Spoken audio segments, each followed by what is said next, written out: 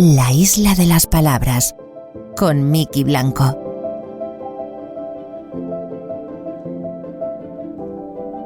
Le decía Alfredo, el personaje del proyeccionista de Cinema Paradiso, a Salvatore, el niño protagonista, que hiciera lo que hiciera en su vida, lo amara tal y como había amado la cabina del Paradiso de aquella sala cuando era niño. Recordar una de mis frases favoritas de toda la historia del cine me ha hecho preguntarme si entre vosotros, los guionistas que escucháis este podcast, pues si hay muchos adultos que de niños crecieron inspirados en secuencias como esta. Y algo me dice que el porcentaje debe ser bastante alto, ¿verdad? En cualquier caso, seas o no uno de aquellos niños, te doy la bienvenida y te invito a que navegues con nosotros hasta la isla de las palabras. Bienvenidos.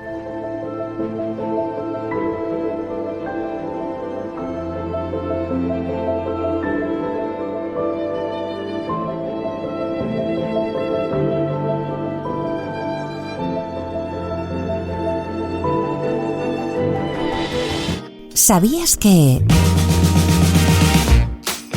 David Marqués escribió el guión de Campeones basándose en la historia del Aderes de Burjasot, un equipo de baloncesto formado por personas con discapacidad?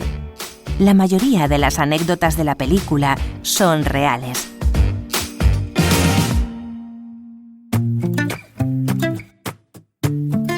Una página, un minuto.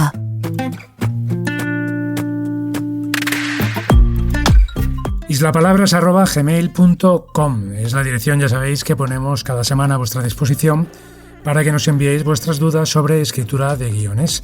Y hoy está para ayudarnos precisamente con esas dudas Pablo Bartolomé.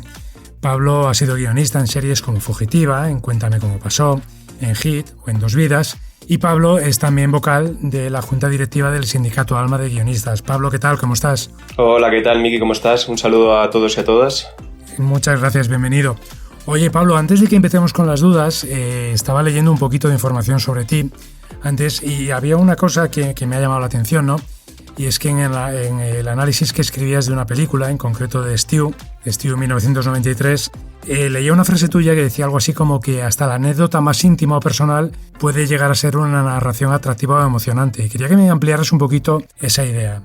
Pues bueno, creo que lo importante de la narración o de nuestro trabajo como guionista precisamente es ese, ¿no? Es saber trasladar nuestras inquietudes, nuestras filias, nuestras fobias, nuestras cuestiones más íntimas y personales a un público mayoritario, por así decirlo, que es el medio en el que nos expresamos. La televisión y el cine son medios de consumo de masas y nuestro trabajo precisamente pues es, como decía, esta traducción, ¿no?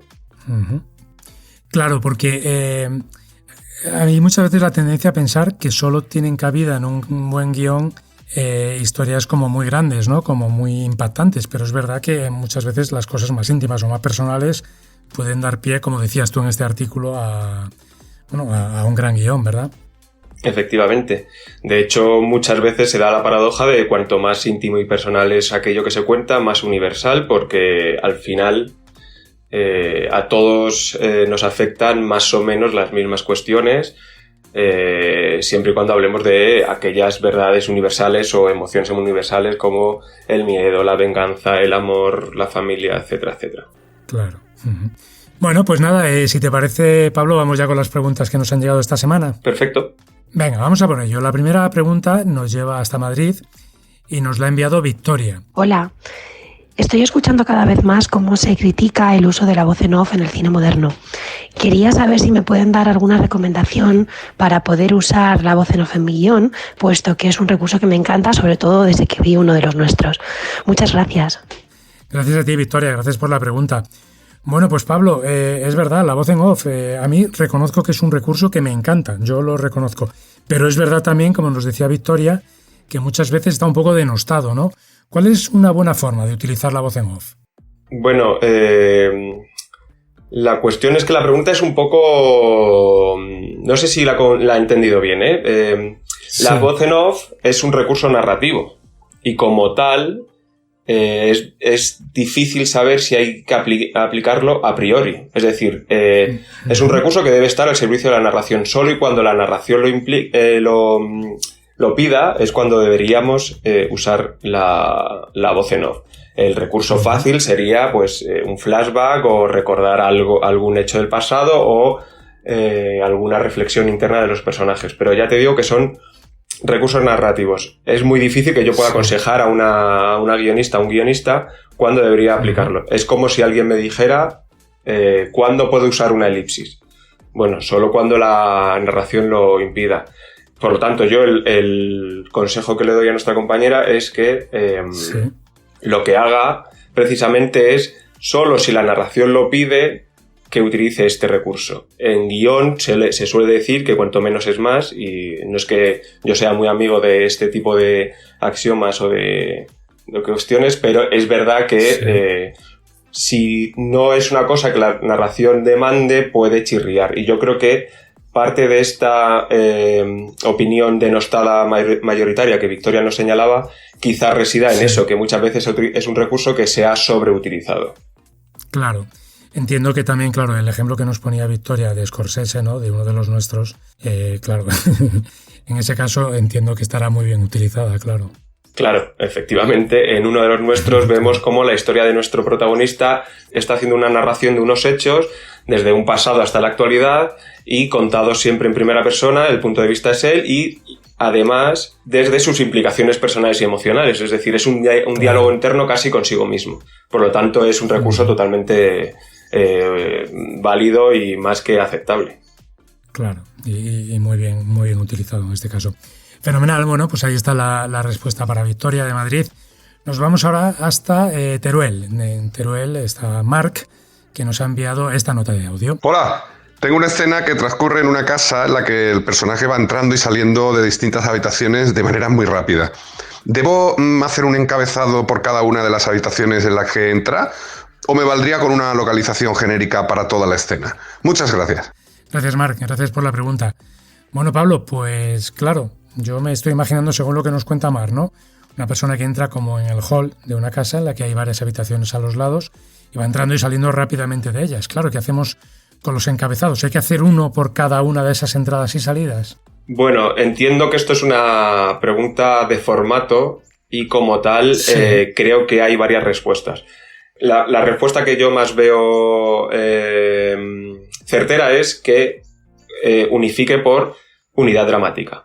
Si estamos hablando de una unidad dramática, es decir, este personaje recorre todo ese espacio, va entrando en las distintas estancias del espacio en el que se encuentre, pero es solo una unidad dramática, yo utilizaría solo un encabezado en la que pondría ese gran espacio primero, por ejemplo, casa o colegio, oficina o centro comercial, y luego enumeraría también en el encabezado las distintas estancias en las que entra, separadas por barras diagonales. También se puede hacer un encabezado general que diga interior casa o interior colegio o interior oficina y fuéramos dividiendo cada estancia en la que entra por orden alfabético. Pues A, salón, B, despacho, C, dormitorio.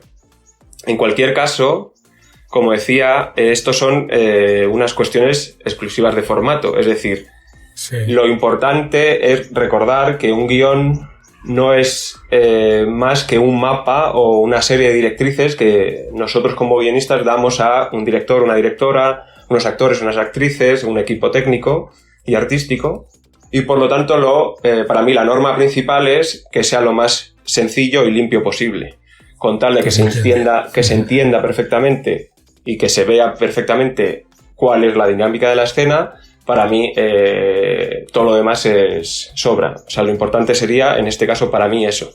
Claro, es que puede haber veces que se caiga en la trampa, ¿no?, de que por intentar adecuar o intentar seguir un formato excesivamente correcto, el lector o el director o parte del equipo de producción acabe no entendiendo lo que está ocurriendo ahí, ¿no? Y con lo cual seríamos nos ataríamos mucho al estilo perfecto del formato, pero perderíamos el sentido de lo que queremos decir. Efectivamente, Miki, eso es la cuestión y para mí el principal problema de este tipo de cuestiones. Luego, por otro lado, en términos profesionales no es verdad que exista un formato único.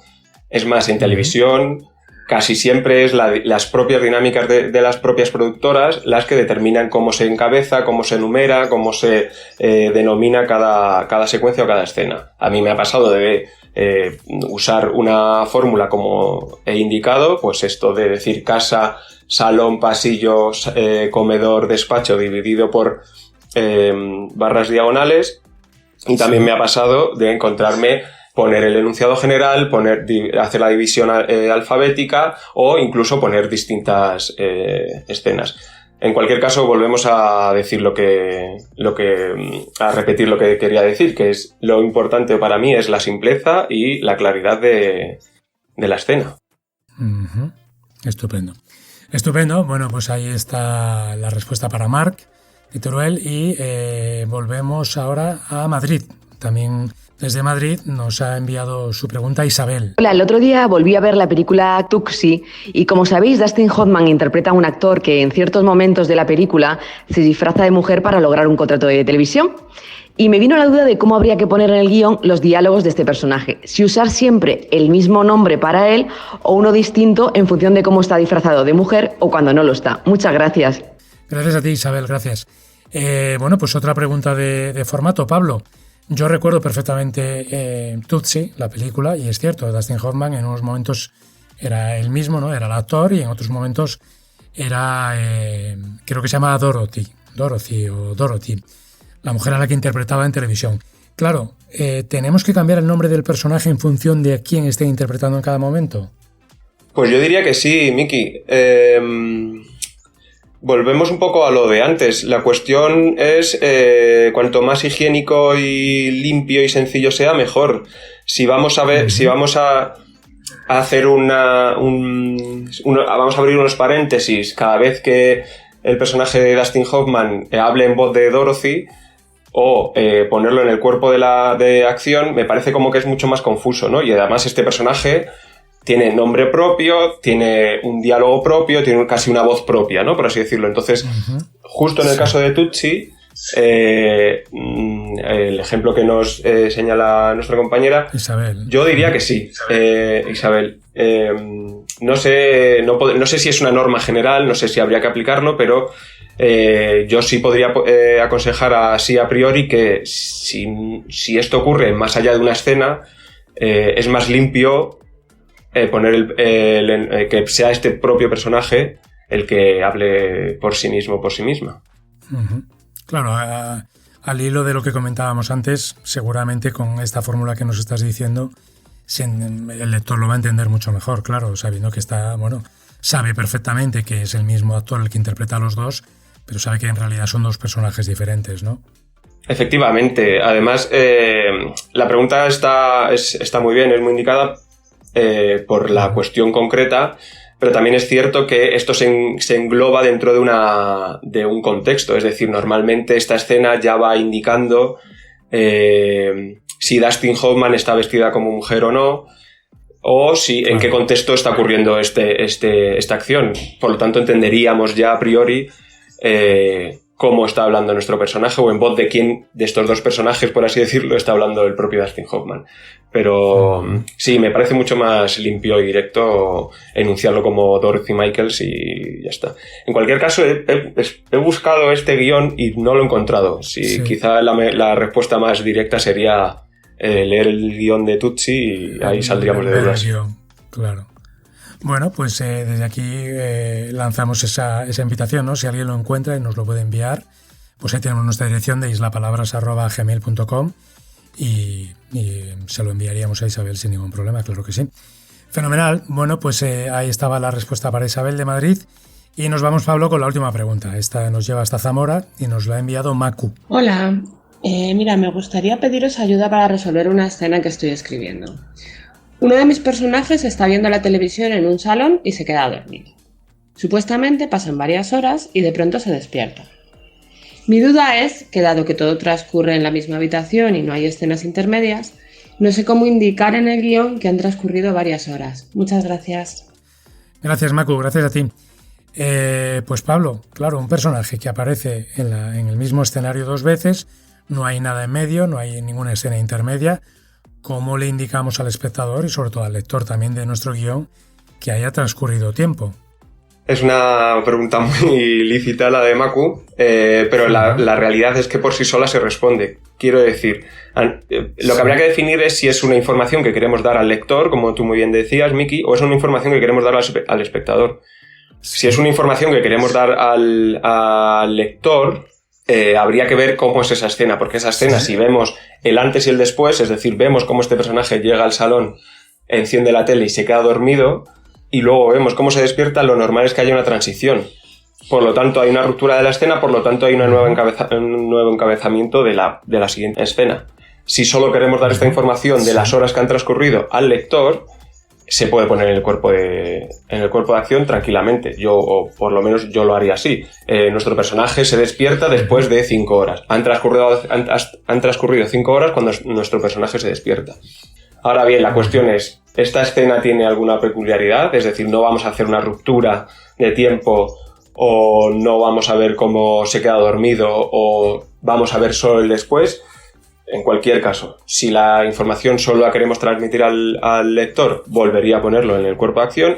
Si lo que queremos es transmitirla al espectador, es entonces cuando tenemos que introducir elementos narrativos que nos den esa información. Pues ya sea, lo fácil sería poner un reloj en la pared que nos indique la hora, que haya un cambio de luz, que incluso aquello que estamos viendo en la tele haya cambiado o evolucionado, que esa información, o sea, que los juegos, es decir, que los elementos narrativos que juegan en la escena nos ayuden a comprender esta información. Pero habría que diferenciarlos. O sea, lo importante es diferenciar si es una cuestión que queremos darle al espectador o al lector. Si es una información que va al lector solo para la pura comprensión de la escena, no tengamos miedo en definir o describir todo lo que queramos en el cuerpo de acción. Perfecto. Pues Pablo, hemos llegado al final de la sección. Nada, simplemente agradecerte la ayuda que nos has prestado hoy con todas estas dudas de los oyentes. Muchas gracias, Miki, un placer, la verdad, abierto para cualquier duda que los compañeros y las compañeras de Isla Aventura tengan, y aquí estoy para lo que necesitéis. Gracias, un abrazo, Pablo. Un abrazo.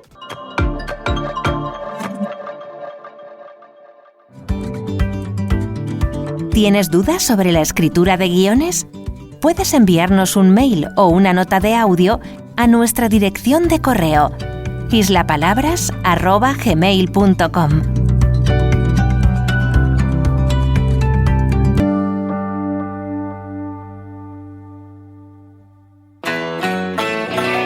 La Isla de las Palabras, el podcast de Isla Aventura.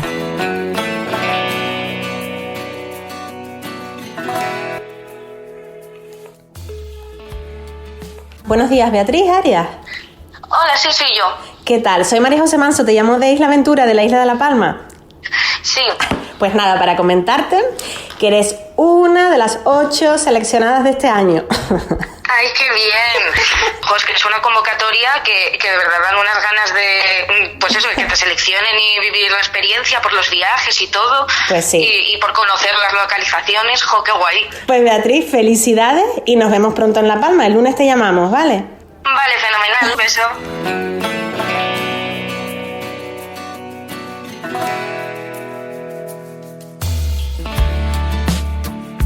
Bueno, pues la chica que escuchabais en esa llamada se llama Beatriz Arias. Bea ha trabajado como guionista, principalmente en programas de televisión, también en series, pero hace unos meses decidió probar suerte con el largometraje y entonces pues se apuntó a Isla Aventura.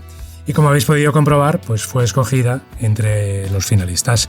Hola Bea, ¿qué tal? ¿Cómo estás? Hola Miki, ¿qué tal? Muy bien. ¿Qué tal? Bienvenida. Oye, hace ya unos meses de esa llamada, pero supongo que la recuerdas casi como si fuera ayer, ¿verdad? Sí, fíjate que yo lo que recordaba perfectamente haber dicho es ese ¡ay, qué bien! Porque me salió como del alma de ¡ostras, qué guay! Porque además en mi teléfono salía en la llamada que me estaba llamando la Palma Film Commission y pensé ¡ostras! Esto me parece que va a ser lo que creo, pero yo por si acaso quería que me lo dijera María José. Sí, yo te escuchaba muy sensata, ¿no? Como te dicen, te llamo de la Palma Film Commission y tú, sí, cuéntame. Sí, por favor, dímelo tú. Exacto, sí. De hecho, cuando he escuchado las llamadas de mis compañeros, me hacía mucha gracia que ellos también estaban como, sí, por favor, dímelo tú. Eso, con esa prudencia, ¿no? Eso es. Oye, Bea, bueno, tú has llegado a la final de Isla Aventura con el guión de un largometraje, participas en la sección de largometrajes y tu película se llama Guacimara. ¿De qué va Guacimara? Pues Guacimara, que bueno, es título provisional porque pensaba llamarla así, pero ahora también estamos pensando si se nos ocurre alguno pues más relacionado con temática de carnaval, no sé, tenemos que pensarlo. Pero bueno, de momento Guacimara cuenta la historia pues de una chica llamada Guacimara de 16 años que tiene pues desde pequeña ese sueño de cumplir 16 y presentarse a Reina del Carnaval. Y es una chica muy segura de sí misma, es una chica además gorda y no tiene ningún problema. Pero cuando empiece a estar en el foco de atención y todo el mundo esté pendiente de ella, tanto para bien como para mal, unos la convierten en referente, otros empiezan a verla con una mirada un poco más crítica, más cabrona, y por primera vez pues ella va a sentirse insegura con respecto a su cuerpo. O sea, es algo así como, aunque a ti no te importe ser diferente, a veces el mundo es muy puñetero y a él sí le importa. Y bueno, un poco su camino. O sea que tiene que ver también, a lo mejor me da la impresión un poco con el tema del bullying, ¿no? Sí, es cierto que al principio lo tenía más encaminado desde el principio con ese tema, pero bueno, en la segunda visita decidimos que para que fuera un poco diferente y la protagonista pues nos ayudara más a avanzar la trama, casi ese bullying le iba a afectar más hacia...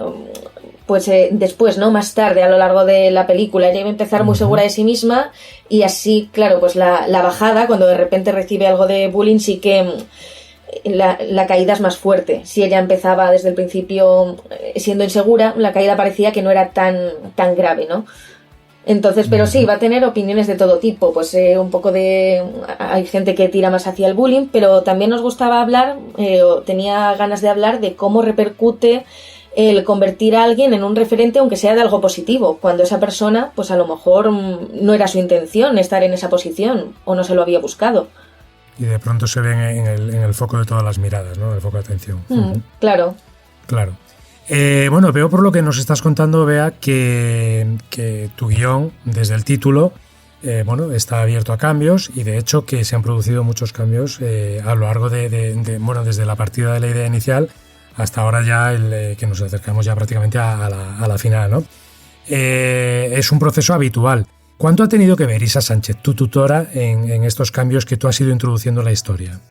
Pues ella sí que ha tenido que ver, aunque es una tutora prudente, que ella misma dice, no quiero venderte mis ideas un poco a la fuerza, yo quiero abrirte caminos y que tú pues decidas el que más te conviene. Entonces, al principio sí que estábamos siendo más fieles a lo que yo presenté, porque cuando te presentas Es la aventura, claro, pues estás ya ofreciendo pues una primera sinopsis de la película, una versión larga y otra corta, y al principio estábamos siendo más fieles, pero luego es verdad que nosotras mismas veíamos cuando nos enfrentábamos a la escaleta que con una protagonista que desde el principio estuviera pues más insegura, pues había que justificar muchas cosas, había que justificar por qué una chica tan insegura con su cuerpo se quiere presentar a Reina del Carnaval, es para darle las narices a todos, es porque de verdad quiere ganar, y de repente pensamos, que ahí sí que me ayudó mucho Isa, que sería interesante pues cambiarlo y ponerla desde el principio como una chica pues más segura de sí misma y que tiene el sueño de ser Reina del Carnaval, como lo tiene cualquier chica de su edad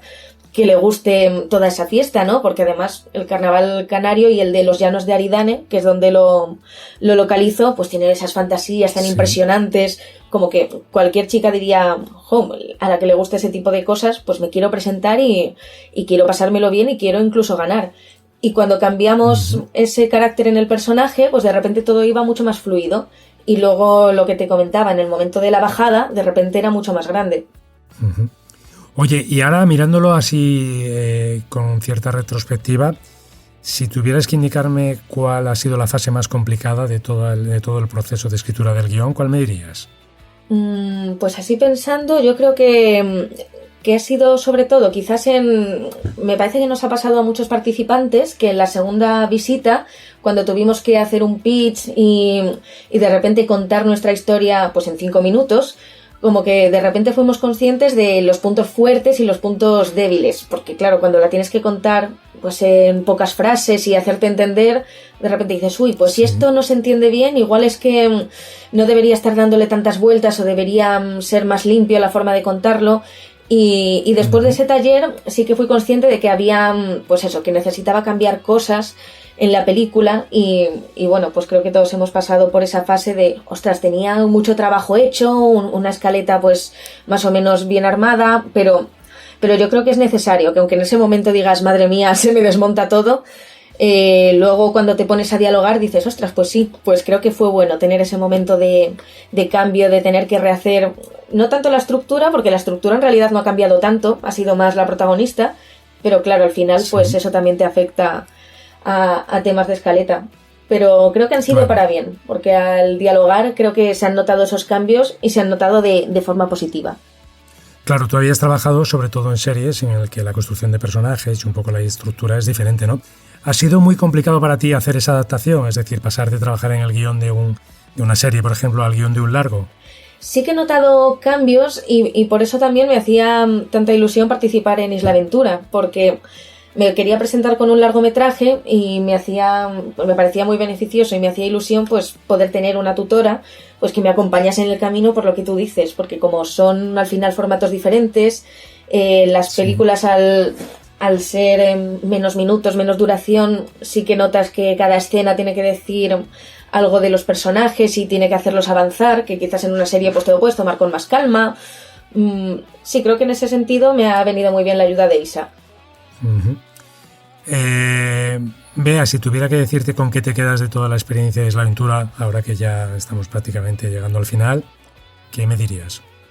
Pues la verdad es que la experiencia yo creo que al completo ha sido una maravilla, porque tanto los viajes como pues eso, poder contar con unas tutorías y no solo con la ayuda de tu propia tutora, sino que te pones a charlar con el resto, con Nacho, con Mercedes y también pues más o menos conocen de qué van todos los proyectos y es interesante compartir esos puntos de vista con ellos, con el resto de participantes, que muchos seguimos en contacto entre visita y visita, pues nos vamos escribiendo, nos preguntamos cómo avanza, ¿no?, en los guiones, y creo que eso es muy enriquecedor, que era una experiencia que yo no había tenido, la de compartir pues con tanta gente que se dedica a lo mismo que tú y que tenéis intereses tan comunes, pues compartir esos días de visitas en la isla, luego cuando vuelves a tu casa pues también seguís en contacto. Sí, la verdad es que me parece una experiencia súper chula. Sí, pocas veces se trabaja así en paralelo, ¿no? Es decir, que tú estás con tu proyecto trabajando de forma individual, pero a la vez sabes que hay unos compañeros que están trabajando también en el suyo y siempre como que da un poco de reconforta, ¿no? En cierto modo es esto. Bueno, pues Beatriz Arias, que nada, que te doy las gracias por haber atendido la llamada de la Isla de las Palabras y sobre todo que te deseo toda la suerte del mundo de cara a esa gran final de Isla Aventura que tenemos ya muy cerca. Muchas gracias, Miki. Pues un abrazo fuerte. Otro para ti. Tips de guión. Podríamos decir que el 80% de una película es el guión. El otro 20% sería la ejecución de ese guión. Billy Wilder.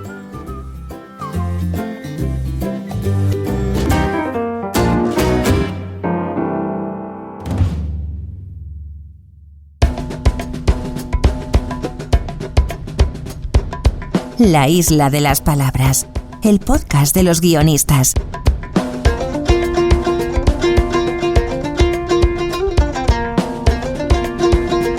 Nuestro siguiente protagonista estudió Derecho, así que supongo que en sus inicios poco podría imaginar que acabaría escribiendo en Amar en tiempos revueltos, coordinando el guión de Amar es para siempre, o de Gran Reserva al origen, o creando series como Bandolera o Servir y Proteger. Pero es que después de más de 20 años de profesión, ha tenido tiempo también para escribir y dirigir cine y teatro, y escribir 2 novelas. Tirso Calero, ¿qué tal? ¿Cómo estás? Hola, ¿qué tal? Encantado de estar con vosotros. Igualmente, bienvenido. Oye, Tirso, tú empezaste en esto de escribir guiones, podríamos decir, en la televisión, ¿verdad? En concreto en Amar en tiempos revueltos. Claro, hablamos de una serie diaria, y yo no sé si eso te sirvió muy bien para aprender mejor el oficio que si lo hubieras hecho en otro tipo de serie. Sí, bueno, es verdad que las primeras series en las que trabajé no eran diarias, porque estuve en Ana y los 7, o en una serie valenciana que tuvo mucho éxito llamada La Alquería Blanca, pero a partir de ahí sí que entré en el mundo de las diarias a través de Amar en tiempos revueltos, Y bueno, pues sin buscarlo, pues me especialicé un poco en el mundo de las diarias, donde pues he estado más de 11 años trabajando, ¿no? Y la verdad es que contento. Es un género muy peculiar, que tiene sus reglas, sus mundos, sus problemas y sus alegrías, pero yo creo que se aprende muchísimo. ¿Crees que hubiera sido diferente si ese entrenamiento, por decirlo así, hubiera sido, por ejemplo, en otro tipo de serie, fuera en una serie, por ejemplo, semanal? Sí, no lo sé. Es verdad que trabajar en una serie diaria, y sobre todo si eres el coordinador, te da mucho callo, mucha velocidad a la hora de escribir, una gran capacidad a la hora de resolver problemas. Y bueno, la verdad, yo estoy encantado con haber escogido ese camino, pero que no lo busqué, sino que vino así, ¿no? Uh-huh. Claro, ¿y cómo se pasa, por ejemplo, de escribir en una serie, como hacías tú, a crearla? ¿Se parece en algo el proceso ya no solo de escribirla, sino también de crearla? Sí, bueno, la verdad es que la primera serie diaria que creé se titulaba Bandolera, fue para sí. Antena 3, duró más de 2 años en emisión, más de 500 capítulos, la verdad es que fue muy bien, y se creó por casualidad. Yo estaba escribiendo, yo era uno de los guionistas de Amar en tiempos revueltos, estaba en esa productora que era Diagonal, y yo tenía una idea para intentar hacer una película con Gwyneth Paltrow. Era una idea fantasiosa y muy poco realizable, ¿no? Porque había visto que Gwyneth Paltrow sabía español, y yo tenía la idea de poder contar la historia de una inglesa que en el siglo XIX llega a Andalucía, se enamora de un bandolero. Bueno, en fin, escribí como un argumento pensando siempre en Gwyneth Paltrow. Eso obviamente no llegó a buen puerto, ni siquiera llegué a poder contactar con los agentes de Gwyneth Paltrow, pero sí que es verdad que el productor de Diagonal vio ese argumento, le interesó mucho, y me dijo, oye, esto podría ser una serie diaria, y la vendimos a Antena 3. Es decir, que los caminos para crear series y para venderlas son caminos muy extraños, ¿no? Y uno nunca sabe por dónde vas a tirar, ¿no? Uh-huh. ¿Crees, por ejemplo, que se puede crear una serie sin haber estado en el otro lado, habiendo estado como guionista, escribiendo primero a las órdenes de alguien? Bueno, puedes tener una buena idea para hacer una serie, ¿no? Pero si tienes que luego ser el coordinador o el showrunner o estar ahí, es casi imposible hacerlo si no tienes experiencia previa. Es decir, yo no hubiera podido ser coordinador de guión de Bandolera, de Amar es para siempre, o de Servir y Proteger, o de Gran Reserva del Origen. No lo hubiera podido hacer si no llego a pasar por la etapa de guionista de Amar en tiempos revueltos, donde aprendí muchísimo de quien fue mi primer jefe, que era Rodolfo Sirera, ¿no? Claro, y ahora, por ejemplo, entre otras muchas cosas, estás escribiendo en Cuéntame cómo pasó, ¿no? Claro, es una serie que lleva 20 años. A mí me intriga, me pasa igual con las series diarias, ¿no? Claro, como en una serie que lleva tanto tiempo, o en una serie que tiene tantos capítulos como ocurre con las series diarias, ¿cómo se asegura uno de no escribir una trama que ya se haya escrito previamente? Se intenta, pero por ejemplo en Cuéntame ahora estamos escribiendo el capítulo 400, ¿no? Con lo cual, después de 400 capítulos, a la familia Alcántara pues le ha pasado prácticamente de todo. Pero lo mismo nos ocurría en Amar, ¿no? Por ejemplo, pues tanto en Amar en tiempos revueltos como en Amar es para siempre. Que la dificultad de Amar es para siempre es que, claro, ya llevábamos un bagaje de 7 u 8 años en Amar en tiempos revueltos, con lo cual eso se complicaba más, ¿no? O en Servir y Proteger, pues que yo llegué al capítulo 800, ¿no? Es complicado. También es verdad que el público lo perdona, es decir, si el espectador es fan de esa serie, llega un momento que más o menos lo puede perdonar y puede admitir que esta trama, pero si esta trama ya pasó algo parecido hace 2 años, bueno, lo ven como un homenaje y no lo castigan. Pero nosotros debemos ser originales y siempre darle una vuelta de tuerca, intentar cambiar algún elemento para que la trama no sea la misma. Claro, y por ejemplo, hablando de televisión, está claro que si uno escribe para teatro, para cine o para televisión, pues se escribe diferente, ¿no? Pero dentro de la propia televisión, ¿se escribe diferente, por ejemplo, en función de la cadena para la que se está escribiendo? Sí, totalmente. Hay cadenas más intervencionistas y cadenas menos intervencionistas. Te puede tocar un productor delegado de la cadena que toque mucho las pelotas, o que no, o que sea un magnífico aliado y esté contigo desde el primer momento. Efectivamente, todo cambia, ¿no? No es lo mismo a lo mejor una plataforma que no está tan pendiente de la audiencia, como una cadena generalista cuyo trabajo depende de la audiencia. En las series diarias yo sabía si continuaba con trabajo o no cada mañana a las 8:30 de la mañana. Eso es así, es decir, tanto la serie como tú, pero a nivel personal, ¿no? Porque normalmente cuando una serie va mal, el coordinador de guión es como un entrenador en un equipo de fútbol. Cuando el equipo de fútbol va mal, al primero que echan es al entrenador. Esto es igual. Claro. En las series, al primero que echan es al coordinador de guión. No es normal echar a un actor, por ejemplo, igual que no es normal echar a un futbolista en un equipo, ¿no? Pues esto es un poco parecido, ¿no? Y las series diarias, pues, para bien o para mal, estás muy pegado a la actualidad de la audiencia, ¿no? De tu trabajo depende de la audiencia. En cambio, en una plataforma o en una serie más asentada, ¿no? Como por ejemplo Cuéntame, pues eso importa menos, ¿no? Claro. Y por ejemplo, al margen de lo que hablábamos de las cadenas, ¿no? O del propio género, yo he leído que tú te defines como alguien que escribe de todo y que siempre tiene al espectador en la cabeza. ¿Es obligatorio que un guionista siempre haga eso? No. Es obligatorio si quieres estar más de 20 años trabajando sin parar. Eso sí que es obligatorio. Pero para nada. Es mi estilo y porque yo soy un guionista comercial, en el sentido amplio de la palabra. ¿Significa que alguien que escribe comercial debe escribir mierda? No. ¿Debe escribir obras maestras? Pues tampoco. Es decir, cuando digo que uno es comercial es que siempre tiene al espectador, siempre tienes que saber quién es tu público. Si te encargan una telenovela, bueno, pues tienes que pensar en ellos. Si te encargan un policíaco, pensar un poco dónde estás. A veces escribes para directores diferentes, o sobre todo en cine. Ajá. Pues ver un poco, acoplarte a ese director, lo que le gusta a ese director. Es decir, en televisión es muy difícil, a mí no se me ha dado caso, ¿no? O envidio a la gente que lo dice y que puede hacerlo. Es muy difícil escribir lo que te dé la gana. Es muy difícil en televisión. Básicamente porque en televisión un guión va a ser comentado, criticado y repasado por más de 12 personas. Es normal. En cambio, por ejemplo, la gran diferencia, que eso sí que es una gran diferencia entre la televisión y el teatro, es la libertad y el poder que tiene el autor teatral.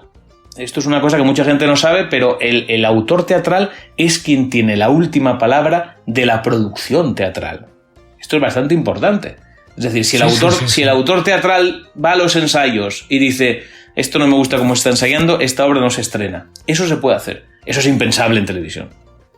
Especialmente por el número de personas involucradas también en el proceso, ¿no? Sí, es verdad que en teatro somos menos, ¿no? Pero bueno, hay un director, hay unos actores, pero es verdad que en teatro se tiene muchísimo más respeto hacia quien escribe la obra. Y bueno, y en televisión, pues hasta hace poco, afortunadamente eso está cambiando, ¿no? Pero hasta hace poco es que los guionistas no eran ni invitados a los estrenos ni de las películas ni nada. Eso hasta hace bien poco, hasta hace unos pocos años. Tú, por ejemplo, nos hablabas del teatro, ¿no? Tú has dirigido la mayoría de las obras de teatro que habías escrito. ¿Crees que, por ejemplo, los guionistas deberíamos dirigir más en términos generales? Bueno, es que dirigir es algo distinto a escribir. Parece una perogrullada, pero esto es así. Es decir, no toda la gente que escribe bien está capacitada para dirigir.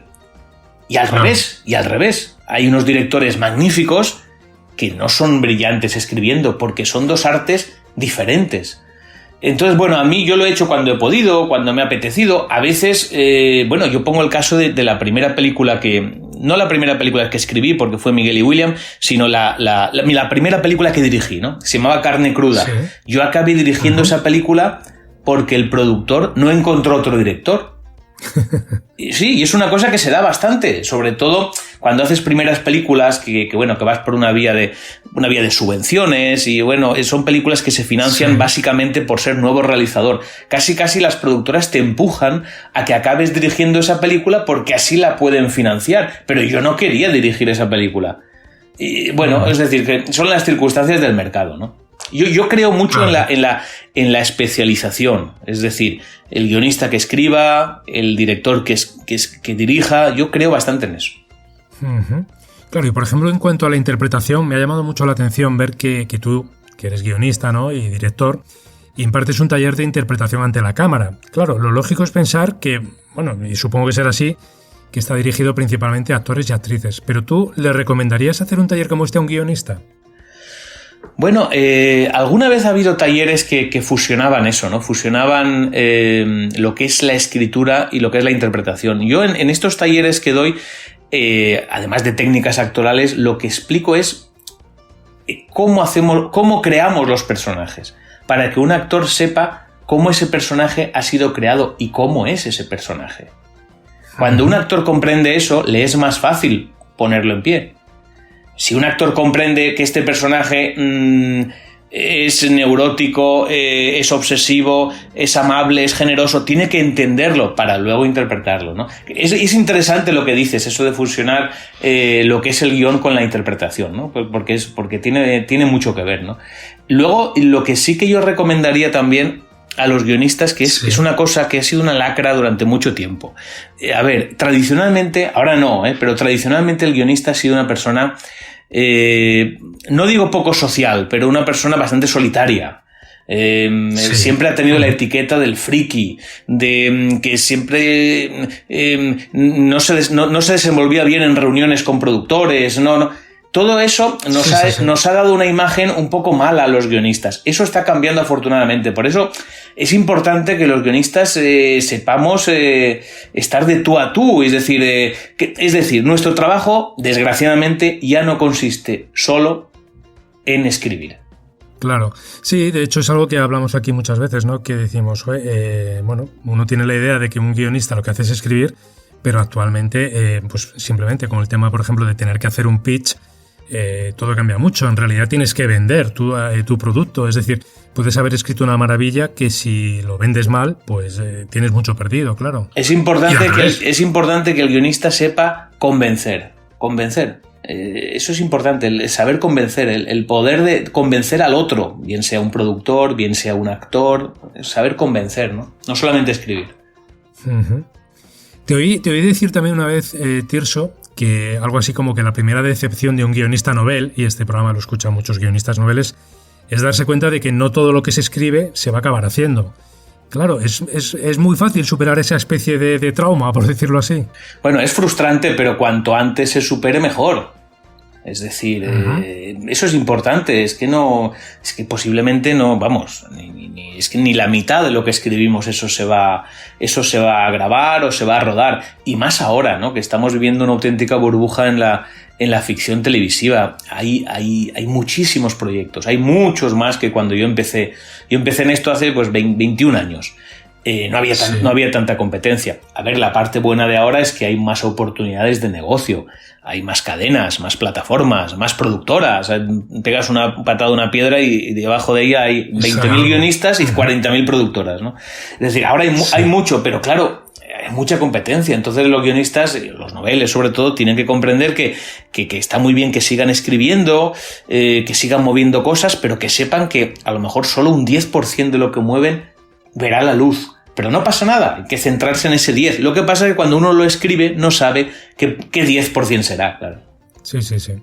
Bueno, es algo a lo que hay que acostumbrarse y considerarlo un poco como parte del proceso, ¿no? de escritura. Que bueno, hay una parte en la que es muy importante también saber que hay cosas que se descartan y que al final salen algunas y otras no. Sí, y luego otro consejo que yo doy mucho a los guionistas noveles es no enamorarte de lo que haces. Es decir, tú has escrito un guión, una película, de lo que sea, no te enamores, no te enamores, porque en el momento en que te has enamorado ya pierdes la objetividad. Y cuando un productor quiere cambiar algo, cuando un compañero te recomienda algo, como tú estás enamorado de lo que has hecho, solo tienes ojos para eso. Es difícil no enamorarse, ¿no? Yo soy una persona apasionada y siempre me involucro al 300% en lo que hago. Pero he aprendido a no poner distancia, pero sí un poquito de freno, ¿no? Que haya una relación menos sentimental con tu propia obra, ¿no? Claro, porque si no lo vas a sufrir, ¿no? No vas a querer que nadie cambie nada, y a lo mejor esos cambios permiten que eso vea la luz, ¿no? Bueno, pues hay que no enamorarse del todo, ¿no? Sí, es un poco lo típico, ¿no? El típico guionista o autor que dice, a mí no me cambia nadie ni una coma. Claro, es un error, claramente. Es un error, es decir, que igual le puede salir bien, pero que le salga bien será un 1 entre 1.000.000, ¿no? Claro. Oye, Tirso, actualmente creo que estás con la gira de tu obra de teatro Tarántula, ¿verdad? Sí, ahora empieza. Ahora en el 1 de octubre empezamos la gira. Estuvimos un mes en Madrid en el Teatro Reina Victoria y ahora empieza la gira. Y bueno, pues sí, irá pues por diferentes lugares de España. Ahora empezamos en Zaragoza, luego iremos a Alicante. Bueno, poco a poco van saliendo, poco a poco vuelve la normalidad a los teatros y eso es importante. Claro. Cuéntanos un poquito de qué va Tarántula. Bueno, Tarántula es un thriller, es bastante original en el sentido de que no se suelen hacer obras de teatro así en la cartelera. Es decir, el 90% de las obras de teatro que hay son comedias.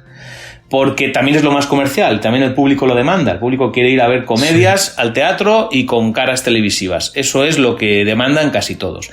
Entonces, Tarántula es un thriller y cuenta la historia de una mujer ciega que se enfrenta a dos delincuentes, ¿no? Y donde nada es lo que parece y durante 90 minutos pues el espectador queda atrapado en una especie de red de mentiras y engaños. Es un juego psicológico, un thriller, un poco como el cine de Hitchcock o las obras de Agatha Christie. Lo hemos pasado muy bien haciéndolo, las críticas han sido fenomenales para nuestra sorpresa, porque era un género un poco raro y bueno, pues gracias a tener ese éxito en Madrid pues están saliendo bastantes bolos.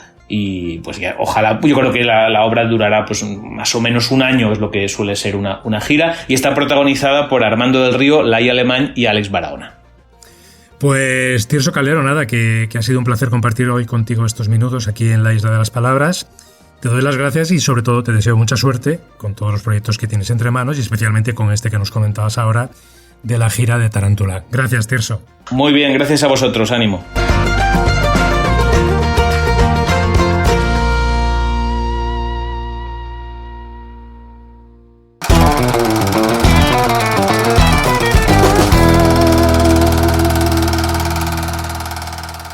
Bienvenido al Cinematón de la Isla de las Palabras.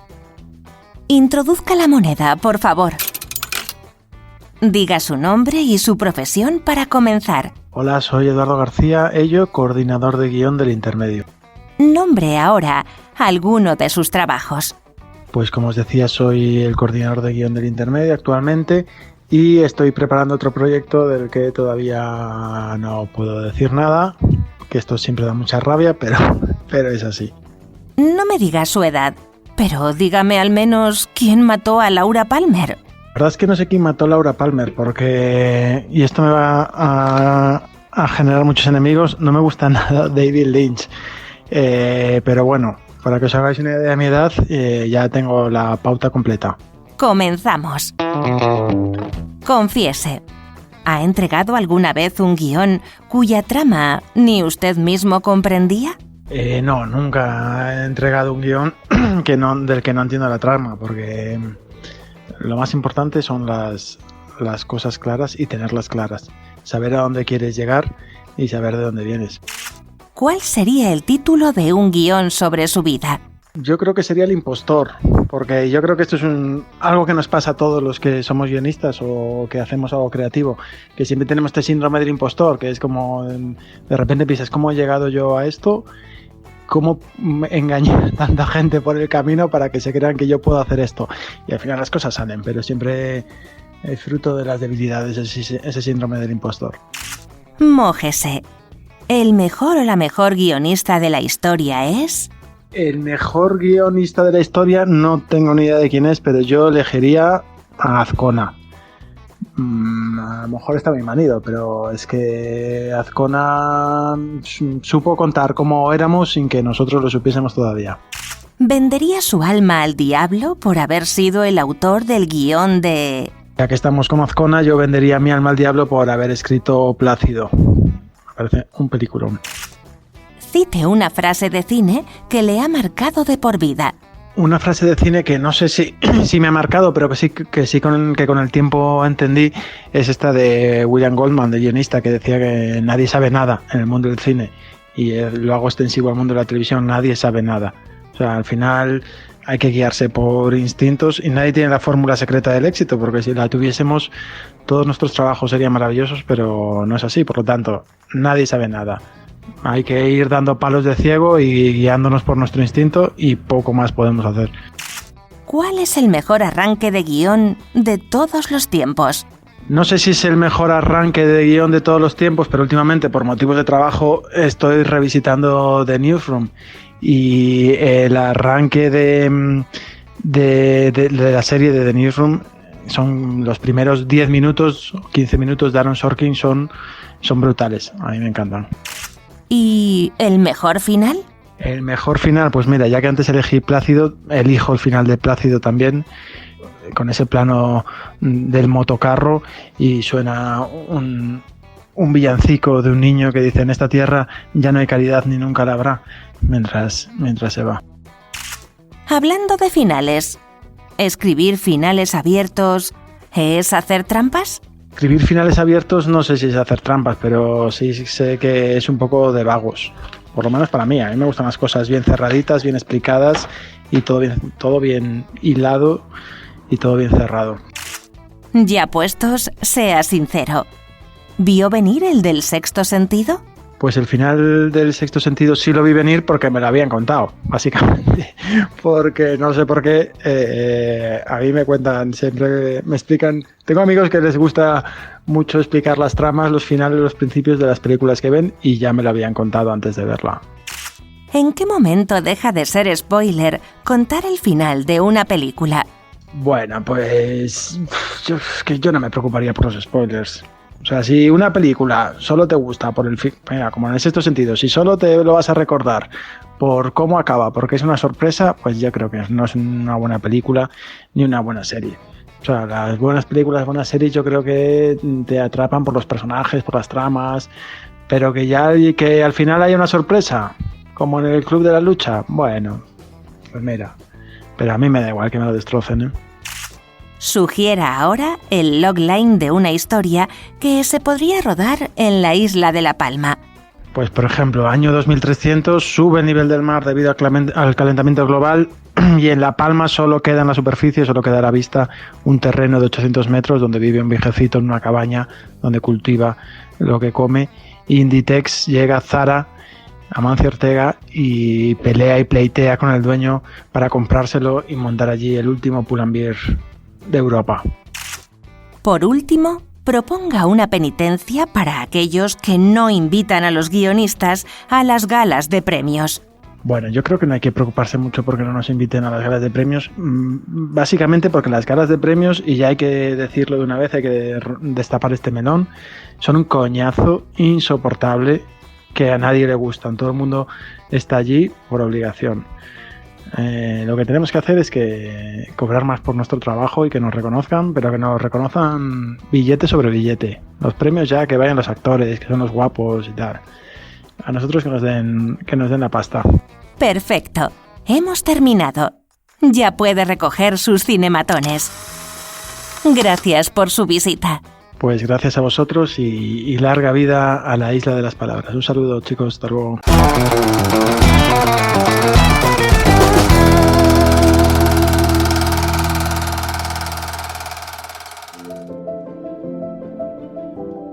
Pues esto ha sido La Isla de las Palabras. Espero que os haya gustado nuestra singladura por los mares del guión.